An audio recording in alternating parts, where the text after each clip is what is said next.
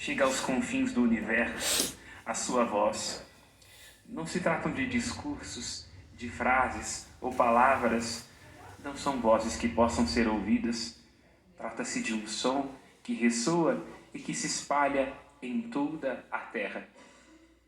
Este som, a palavra imemorial que desperta do nada todas as coisas, o som que constituiu do pó as pedras da Serra da Piedade, o som que fala nas plantas, nas flores, nas estrelas, o som que guia cada uma das estações, o som que conduz a métrica e o passo da dança que fazem nos céus o sol e a lua, é o som da voz de Deus, a palavra que existia desde toda a eternidade, a palavra que ecoa nas coisas e que deve ecoar no coração dos homens, a palavra mais íntima de cada um de nós do que nós somos capazes de ser, porque fomos feitos por este som, fomos feitos para esta palavra.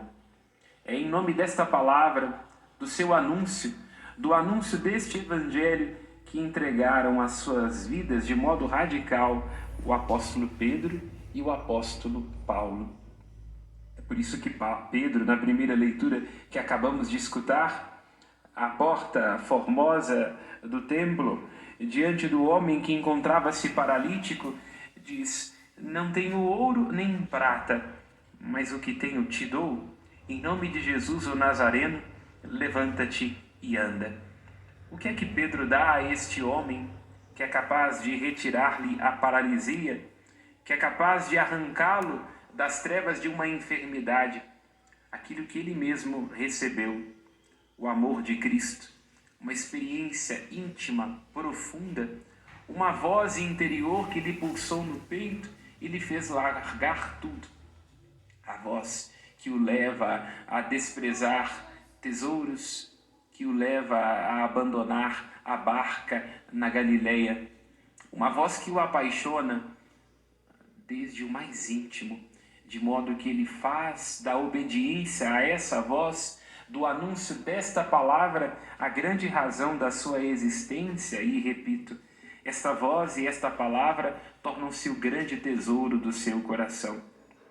De modo que por isso, por aquilo que dá por esta voz e pela fé que o apóstolo Pedro dá como resposta ao dom desta voz, torna-se ele, em sua fé, o fundamento daquilo que nós acreditamos como cristãos católicos.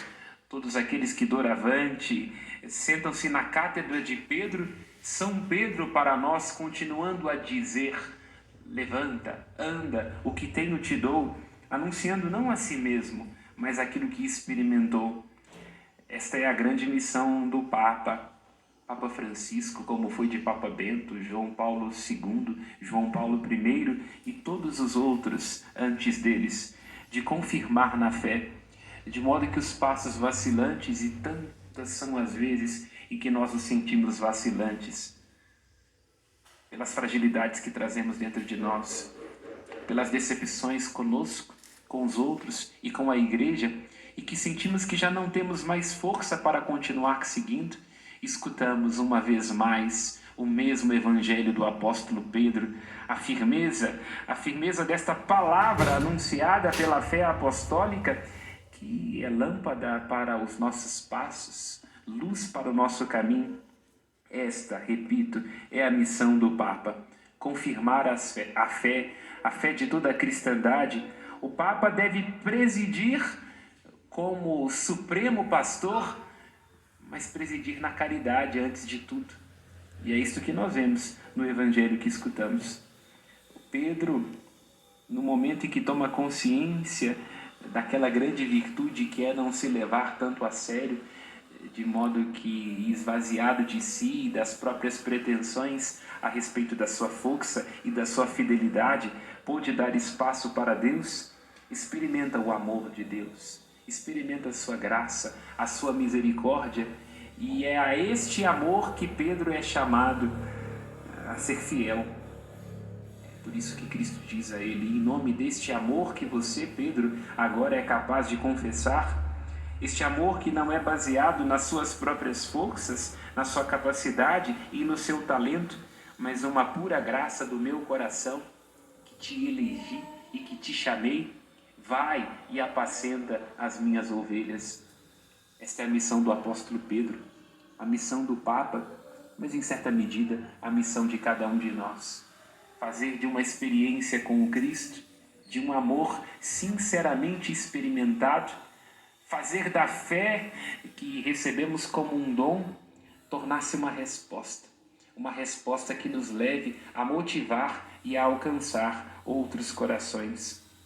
Assim também deu-se com o apóstolo Paulo.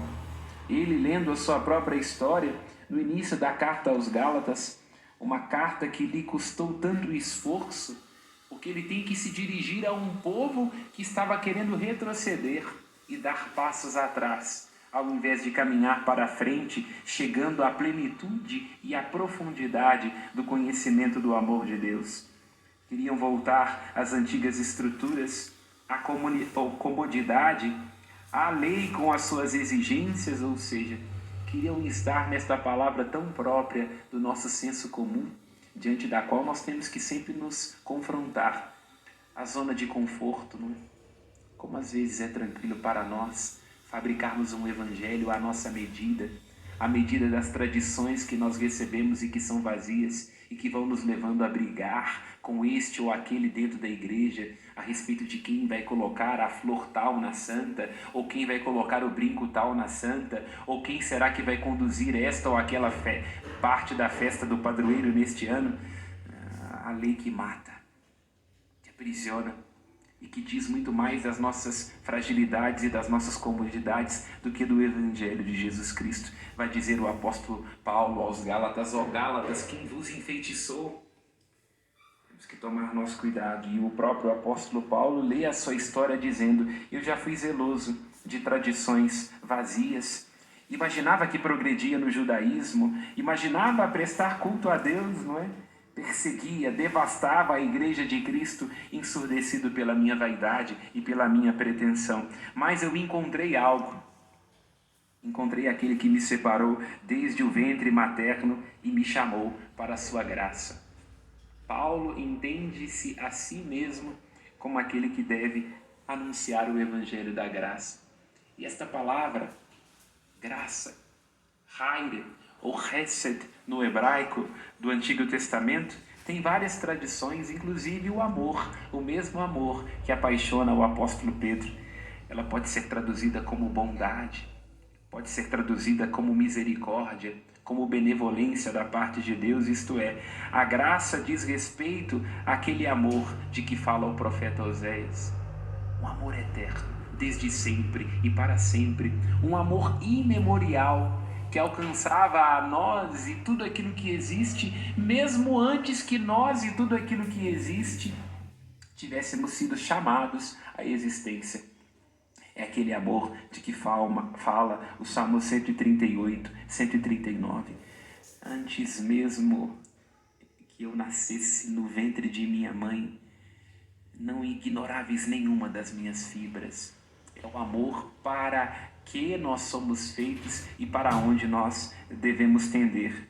Este amor que torna-se evangelho, este amor que é o som, como falávamos no início desta reflexão, e que deve ser doce nos lábios de todos nós, porque assim como Pedro e como Paulo, o grande objetivo de nossa vida deve ser apaixonar as pessoas por Jesus Cristo.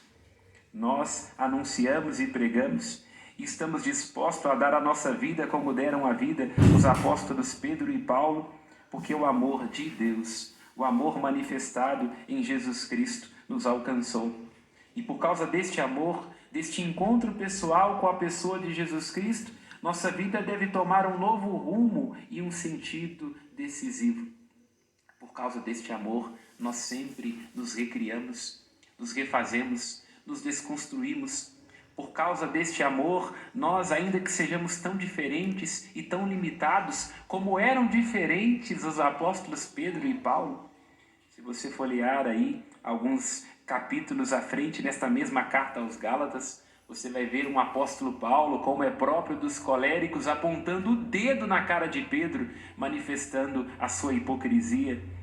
Homens tão diferentes, com temperamentos tão diferentes, homens que inclusive entre si tiveram as suas rusgas, mas homens encontrados pela graça e pelo amor, que vale mais do que a vida, e portanto capazes de colocar de lado as opiniões pessoais, as próprias limitações, as próprias reivindicações, para olharem ambos na mesma direção, para escutarem ambos este mesmo som que se espalha, que ressoa em toda a terra. Nós, irmãos e irmãs, insisto neste ponto, temos que tomar consciência da grande vocação a que fomos chamados, assim como foram chamados os apóstolos Pedro e Paulo. E de que vocação estou dizendo? Lembro-me daquilo que diz o Papa Francisco, num dos seus escritos, a respeito daquilo que é uma homilia. Ele diz: um padre que faz uma homilia é chamado a entrar entre dois corações que se amam. Isto serve para mim enquanto padre e todos os outros padres, mas serve também para você, a exemplo dos apóstolos Pedro e Paulo, porque nós damos continuidade a este anúncio apostólico. Tome consciência, você, deste chamado, com seu esposo, com sua esposa, com seus filhos, com aqueles que você ensina, sendo professora, professor, educando, com quem você encontra de segunda a segunda a caminho do trabalho. Este dever, este mandato de amor, de entrar entre dois corações que se amam. Isto é, nossa palavra, nossa postura e o nosso testemunho de vida deve despertar corações para a grandeza do amor de Deus, que é desde sempre e para sempre. Louvado seja nosso Senhor Jesus Cristo. Para sempre seja louvado.